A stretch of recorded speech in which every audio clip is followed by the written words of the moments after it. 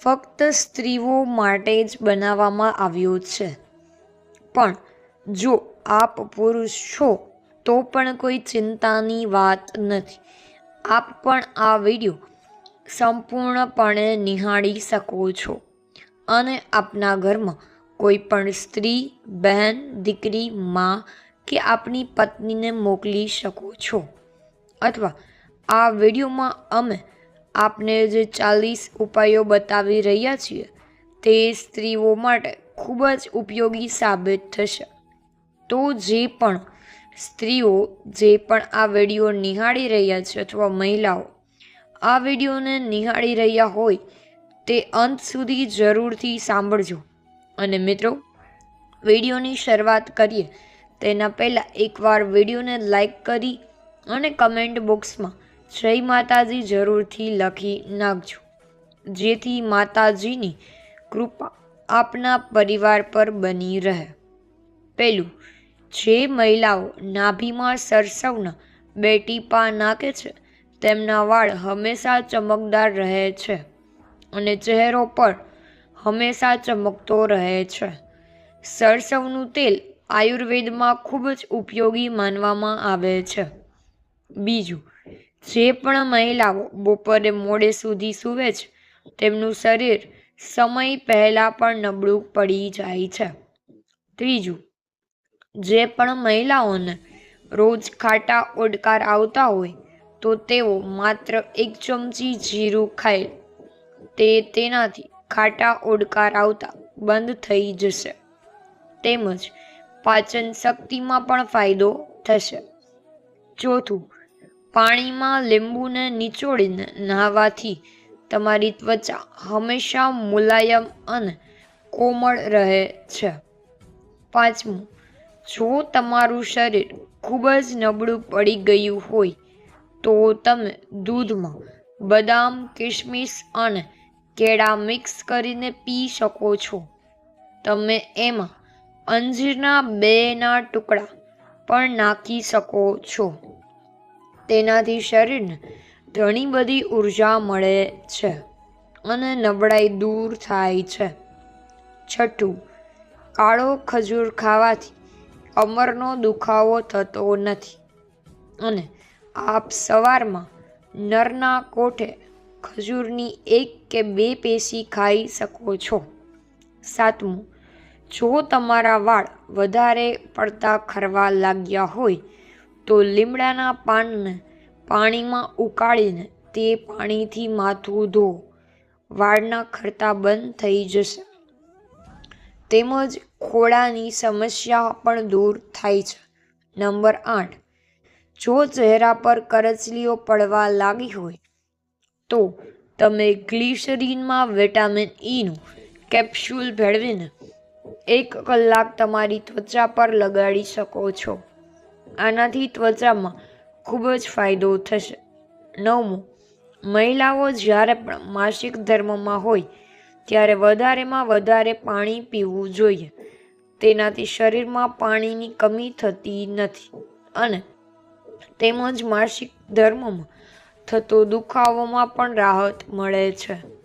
Number 10, કોઈ પણ મહિલાઓએ કેરી ખાધા પછી લીલા મરચાંનું સેવન ક્યારેય પણ કરવું જોઈએ નહીં, કારણ કે તેનાથી શરીરમાં ગરમીનું પ્રમાણ ખૂબ જ વધી જાય છે. નંબર 11, સવારે મસાલેદાર ખોરાક ખાવાનું ટાળવું જોઈએ, કારણ કે નહીંતર તમે ઘણી બધી બીમારીઓનો ભોગ બની શકો છો. નંબર 12, સિંધવ મીઠું ખાવાથી શરીરમાં થતા દુખાવો મટે છે. નંબર 13, સરસવના તેલથી માલિશ અથવા પગના તળિયે માલિશ કરવાથી શરીરનો થાક ઉતરે છે તેમજ આંખો માટે ખૂબ જ ફાયદાકારક છે. નંબર 14, જ્યાં પણ મહિલાઓના પેટમાં વધુ પડતો ગેસ બનતો હોય તેઓએ મેથીના દાણાનું સેવન કરવું જોઈએ. મેથીના દાણાથી સેવન કરવાથી પેટમાં થતી ગેસની સમસ્યા દૂર થાય છે. નંબર 15, જે પણ મહિલાઓનું શરીર દુબળું પાતળું હોય અથવા તેવી મહિલાઓએ ખજૂર સાથે શેકેલા ચણાનું સેવન કરવું જોઈએ, જેના લીધે વજન ઝડપથી વધે છે અને શરીરની નબળાઈ પણ દૂર થવા લાગે છે. નંબર 16. રોજ ગોળ ખાવાથી ચહેરા પર ડાઘ અને ખીલની સમસ્યા જલ્દી જ દૂર થાય છે અને ગોળ ઓછી માત્રામાં ખાવો જોઈએ. વધારે ખાવાથી ગોળ ગરમ પણ પડી શકે છે. નંબર 17. મહિલાઓએ રાત્રે દહીં ન ખાવું જોઈએ, કારણ કે તેનાથી સાંધામાં દુખાવો પણ થઈ શકે છે. શરદી અને ઉધરસ પણ થઈ શકે છે. ખાસ ગર્ભવતી મહિલાઓએ રાત્રે દહીં ખાવાનું ટાળવું જોઈએ. નંબર 18. જે પણ મહિલાઓને દાંતનો દુખાવો થતો હોય ત્યારે હુંફાળા પાણીમાં થોડી હિંગ ભેળવીને કોગળા કરવાથી દાંતના દુખાવામાં જલ્દી જ આરામ મળે છે. અને જો વધારે પડતા દુખાવા થતા હોય તો આપ લવિંગને દાંત ઉપર થોડી વાર રાખી શકો છો, કારણ કે તેનાથી તુરંત જ આપને દર્દમાંથી રાહત થશે. 19. ખોરાક લીધા પછી તરત જ ચા ન પીવી જોઈએ, જેના કારણે ખોરાકનું પાચન યોગ્ય રીતે થતું નથી અને શરીરમાં હાનિકારક ગેસનું પ્રમાણ પણ વધે છે. 20. જે પણ મહિલાઓને કબજિયાતની બીમારી હશે અથવા રહેતી હોય છે તો સવારે નરના કોઠે 1 ગ્લાસ હુંફાળું ગરમ પાણી પીને અથવા ચાની જેમ સીપ લઈને પીવું જોઈએ, જેનાથી કબજિયાતની બીમારીઓ પણ દૂર થાય છે અને તેમજ આંતરડું પણ સાફ રહે છે. 21. જો તમે તમારા હૃદયને મજબૂત કરવા માંગતા હોય તો દરરોજ સફરજન ખાઓ. સફરજન હૃદય માટે ખૂબ જ ફાયદાકારક હોય છે. 22.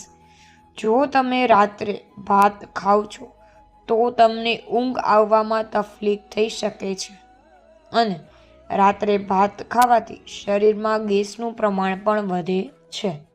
23. ઘણા લોકો કાચા રીંગણાનું સેવન કરતા હોય છે. કાચા રીંગણાનું સ્વાસ્થ્ય માટે ખૂબ જ ફાયદાકારક છે અને જે વ્યક્તિના હૃદયને મજબૂત બનાવે છે. 24.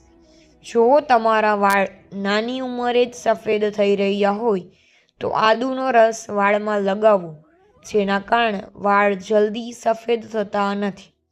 નંબર 25. જે પણ મહિલાઓ ખૂબ જ વધારે વિચાર કરે છે, ચિંતા કરે છે અને ખૂબ જ ટેન્શન લે છે, તેના ચહેરા પર કરચલીઓ જલ્દી દેખાવા લાગે છે. એટલા માટે ખોટા વિચારો કરવા જોઈએ નહીં. નંબર 26. સફરજન અને મૂળા અથવા તો મૂળા અને ડુંગળી એક સાથે ખાવાથી શરીર પર સફેદ ડાઘ પડે છે, જેને આપણે કરોળિયા કહીએ છીએ. મૂળા સાથે દૂધ ખાવાથી પણ સફેદ ડાઘ પડી જાય છે. અથવા આ વસ્તુ ક્યારેય પણ એકસાથે ના ખાવી જોઈએ. નંબર 27. કોબીજનું શાક ખાવાથી ચહેરાની કરચલીઓમાં સુધારો થાય છે. કોબીજનું શાક આંખો માટે પણ ખૂબ જ સારું માનવામાં આવે છે. 28. જે પણ મહિલાઓને આંખોમાં નંબર હોય તો તે કૂણી કોબીજને દિવસમાં કાચી ખાઈ શકે છે અને થોડી થોડી કોબીજ ખાવાથી આંખોના નંબર 1 થી 2 મહિનામાં જ દૂર થઈ જશે. 29. જે પણ મહિલાઓને વાળ વધારે ખરી રહ્યા હોય તો તમારે રોજ વરિયાળીનું સેવન કરવું જોઈએ. તેનાથી વાળ ખરતા પણ અટકી જાય છે. નંબર 30. નાના બાળકોને રોજ એક કેળું ખવડાવવાથી તેમના હાડકાં મજબૂત થાય છે. અને હંમેશા યાદ રાખો કે કેળું રાતના સમયે ના ખવડાવવું જોઈએ. નંબર 31. જો તમને વધારે પડતી હેડકી આવતી હોય તો 1 લવિંગ પાણી સાથે ખાઓ, અથવા તો તેનાથી તમારી જે હેડકી આવતી બંધ થઈ જશે. નંબર 32, ડુંગળીનો રસ નાળિયેરના તેલમાં ભેળવીને અઠવાડિયામાં એકવાર વાળમાં માલિશ કરવાથી નવા વાળ ઉગે છે. નંબર 33, જે મહિલાઓ પોતાના વાળ બાંધીને રાખે છે તેમના મનને શાંતિ મળે છે અને વાળ ખરવાની સમસ્યા પણ દૂર થાય છે. વાળ બાંધીને રાખવાથી વાળની લંબાઈમાં પણ વધારો થાય છે. નંબર 34, જે પણ મહિલાઓ હાથ વડે કપડાં ધુએ છે તેમની માંસપેશી અને હૃદય મજબૂત બને છે. હાથની માંસપેશીમાં તાકાત આવે છે અને ડિપ્રેશન જેવી બીમારીઓથી પણ રક્ષણ મળે છે. આ એક શારીરિક કસરત ગણવામાં આવે છે. નંબર 35, જે પણ મહિલાઓ ઓછું બોલે છે તેનું મગજ તેજ હોય છે. નંબર 36, જે પણ મહિલાઓને રાત્રે સારી ઊંઘ નથી આવતી તો સૂતા પહેલાં હાથ પગ ધોઈને સૂવાથી તેમને સારી ઊંઘ આવવામાં મદદ મળશે. નંબર 37, જે પણ મહિલાઓનું શરીર ખૂબ જ વધી રહ્યું હોય અથવા મોટાપો વધી રહ્યો હોય તો બપોરે સૂવાનું ટાળવું જોઈએ. બપોરે જમીને તરત જ સૂવાથી શરીરમાં મોટાપાનું પ્રમાણ વધે છે. નંબર 38, જે પણ મહિલાઓ વજન ઓછું કરવા માંગતી હોય તો તેને ગ્રીન ટીનું સેવન કરવું જોઈએ. તેનાથી તમારો વજન ઘટાડવામાં ખૂબ જ ફાયદો થશે. નંબર 39, જે પણ મહિલાઓએ સાંધાના દુખાવા થતા હોય તો ખાતરી કરો કે આપ એસીમાં તો નથી સૂઈ રહ્યા, અને જો આપ એસીમાં સૂતા હોય તો એસીમાં સૂવાનું ટાળવું જોઈએ. હંમેશા એર કન્ડિશનનું સૂવાથી સાંધાના દુખાવા થતા જોવા મળે છે.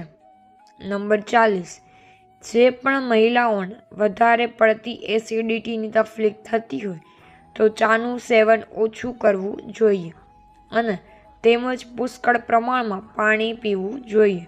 તેનાથી એસિડિટીની તકલીફો દૂર થશે. અને જમવામાં દૂધનું સેવન કરો. મિત્રો, આ માહિતી આપને પસંદ આવી હોય તો ખાસ વિડીયોને લાઈક કરો અને એકવાર કમેન્ટ બોક્સમાં જય માતાજી લખવાનું ભૂલશો નહીં, જેથી માતાજીની કૃપા આપ સૌના પરિવાર પર બની રહે.